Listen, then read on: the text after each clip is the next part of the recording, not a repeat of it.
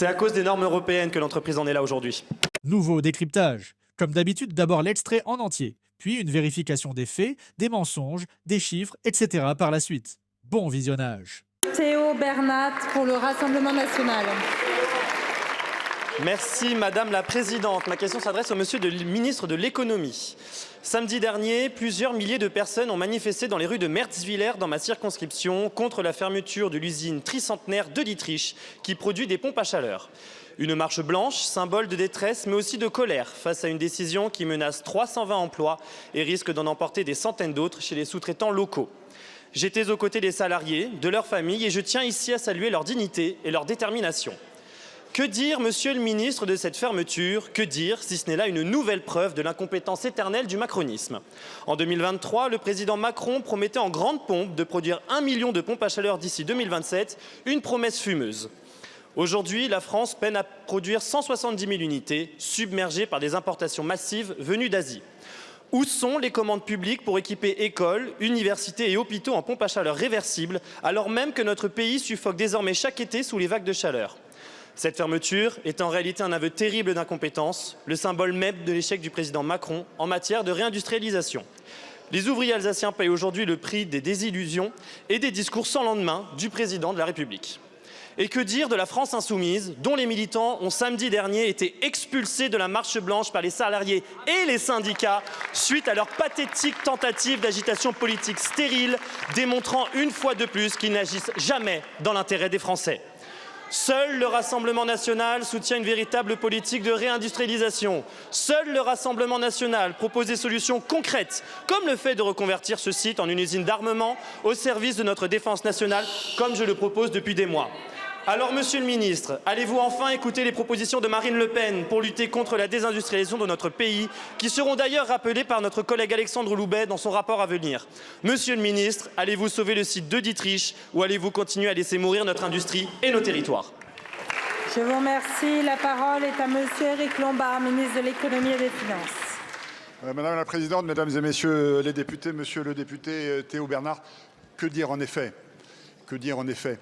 Eh bien d'abord dire que effectivement les pompes à chaleur sont un élément de la solution pour la transformation écologique que je sais que vous soutenez avec beaucoup de vigueur et pour laquelle le gouvernement a lancé une campagne de communication pour favoriser l'installation de pompes à chaleur. La TVA sur les chaudières à gaz a été augmentée et puis ma prime Rénov qui continue à fonctionner cet été pour les copropriétés, pour les monogestes, permettra aux ménages qui le souhaitent de s'équiper en pompe à chaleur. Enfin, nous souhaitons évidemment continuer à soutenir l'installation de pompes à chaleur et de toutes les façons qui permettent d'assurer le chauffage ou la climatisation dans des bonnes conditions écologiques. Mais il y a un point, peut-être le seul sur lequel je vous rejoins, c'est que c'est vrai que nos industries, et notamment cette entreprise de Dietrich dans votre circonscription, font l'objet d'une concurrence extrêmement sévère, notamment des pays asiatiques. Raison pour laquelle nous agissons avec la plus extrême vigueur, parce que la solution, monsieur le député, ne vous en déplaise, elle est européenne. Et nous travaillons, je savais que ça vous ferait plaisir, nous travaillons avec nos collègues européens afin de veiller à mettre en place les protections de façon à ce que nos industries, dans cet environnement extrêmement difficile, puissent continuer à se développer, à prospérer, à se protéger. Et ça fait partie des sujets sur l'acier, sur la chimie, sur l'automobile, sur l'industrie, qui seront évoqués, sur lesquels l'Union européenne va faire mouvement dans les mois qui viennent. Et je peux vous assurer qu'avec le ministre Marc Ferracci, nous sommes très engagés, nous allons avancer pour protéger, pour sauver notre industrie. Je vous remercie. Merci beaucoup, Monsieur le ministre. Vous avez 2 secondes, Monsieur le député. C'est à cause des normes européennes que l'entreprise en est là aujourd'hui. Maintenant, place au décryptage. D'abord, on va parler du nombre d'usines fermées en France depuis 2017. Selon les données de l'INSEE, entre 2014 et 2022, on observe en moyenne 17 800 cessations économiques par an dans l'industrie manufacturière, correspondant à des établissements qui ont arrêté toute activité ou ont fermé leurs portes. Chiffres les plus récents, disponibles, 17 800 en 2020, puis similaires en 2021 à 2022. Ces établissements fermés incluent bien entendu les usines, unités de production ou ateliers industriels. L'INSEE précise qu'une partie de ces fermetures, 8 000 à 11 000 par an, correspond à des transferts d'activités internes et non à une cessation purement définitive. Sur la période 2017 à 2022, on peut estimer un cumul de l'ordre de 100 000 établissements, incluant usines, mises à l'arrêt ou fermées, 6 ans multipliés par 17 à 18 000 par an, avec environ 50 à 60 000 fermetures nettes après retrait des transferts. Il faut souligner que chaque établissement peut correspondre à une usine ou une ligne de production, pas uniquement à l'ensemble d'une entreprise. Néanmoins, le signal est clair. Depuis 2017, l'industrie manufacturière française a vu se fermer de l'ordre de 100 000 sites, dont plusieurs dizaines de milliers d'usines et unités de production. Maintenant, on va parler des entreprises qui sont en difficulté en France. Les défaillances d'entreprises, sauvegardes, redressement ou liquidation judiciaire sont un bon indicateur des entreprises en difficulté. Selon la Banque de France, au 30 avril 2025, on en comptait 66 937 sur les 12 mois précédents. Un niveau en croissance de 10,6% sur un an. Environ 66 107 à fin février 2025, confirmant la tendance. Plus précisément, le premier trimestre 2025 a vu 17 845 défaillances, plus 4,4% par rapport à T1 2024. Ainsi, on compte chaque année environ 65 à 70 000 entreprises en difficulté.